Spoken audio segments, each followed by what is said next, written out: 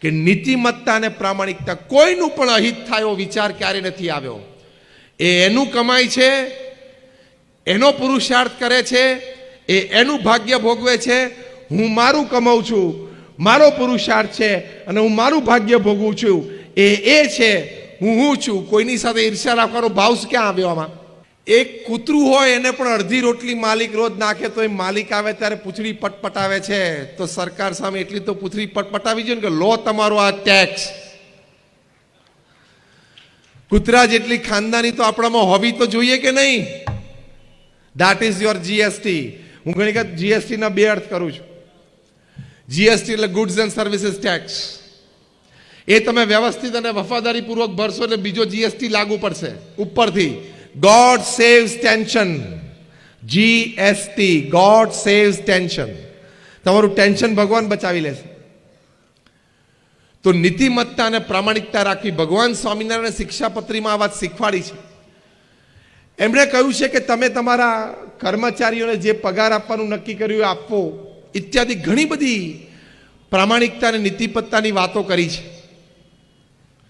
અને તમે જો પ્રામાણિક અને નીતિમત્તામાં રહેશો તો લોકો તમારી પાસે આવશે, કામ તમારી પાસે આવશે, પ્રોજેક્ટ તમારી પાસે ખેંચાશે, તમારી પર્સનાલિટી એવી બનશે. તો પહેલી મોટી વાત, જીવંત જીવન જીવવા માટે નીતિમત્તા અને પ્રામાણિકતાને હંમેશા વળગેલા રહેજો. તો ભગવાન તમારી સાથે કાયમ રહેશે. નાની મોટી તકલીફ આવશે તો ભગવાનની કૃપાથી એ તકલીફો દૂર થશે. કારણ કે ભગવાન એમ જાણશે કે આ વ્યક્તિ નીતિમત્તા અને પ્રામાણિકતાથી કામ કરે છે. તો આ પહેલી મોટી વાત છે. એ નીતિમત્તા અને પ્રામાણિકતા સાથે આપણે પૂર્ણ પુરુષાર્થ હંમેશા રાખવો.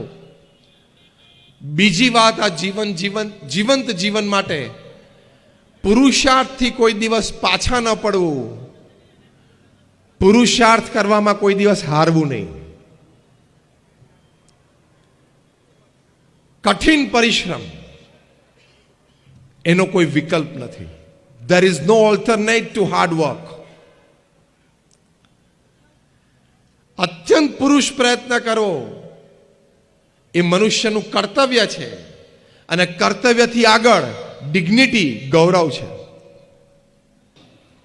અબ્રાહમ લિંકન એક સરસ વાત કરતા, એ પોતે કહેતા, એમને જ્યારે કહ્યું કે તમે થોડો આરામ તો કરો, ત્યારે એમણે કહ્યું કે હું મરીશ પછી આરામ જ છે ને.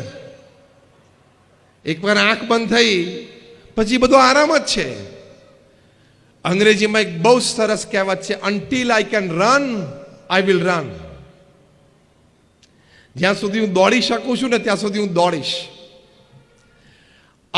When I can't run, I will walk. જ્યારે હું દોડી નહીં શકું ને ત્યારે હું ચાલીશ.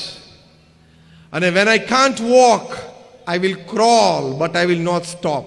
અને જ્યારે હું ચાલી નહીં શકું ને ત્યારે હું ઢસડાતો આગળ જઈશ, પણ હું ઊભો નહીં રહું. ચાલવું એ મારી પ્રકૃતિ છે.